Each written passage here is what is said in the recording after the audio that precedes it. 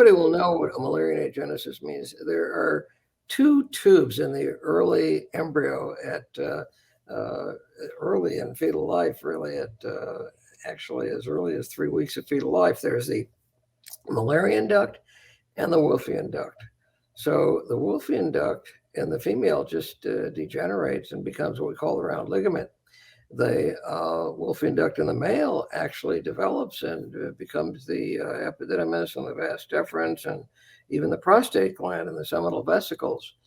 Now, in the female, the Mullerian duct, however, develops into the uterus and the upper vagina and the fallopian tubes.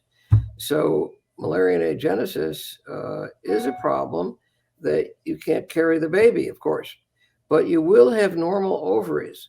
So the proper treatment for that is you have to do IVF and put those embryos into a gestational surrogate who can carry the baby for you. We've done many, many cases of those. It's also called Rokitansky syndrome.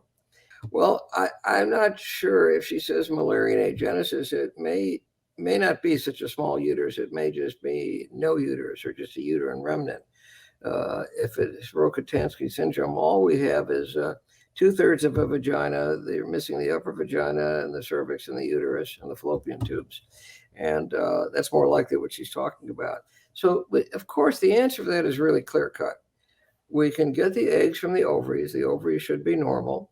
Fertilize them with husband sperm, and then we would freeze those embryos until they find someone who's willing to carry the baby. It could be a relative or a friend, or we can find one from an agency, a surrogate, if they don't have one of their own, and transfer those embryos into the surrogate uterus. And we've done many cases like that, and with really happy patients.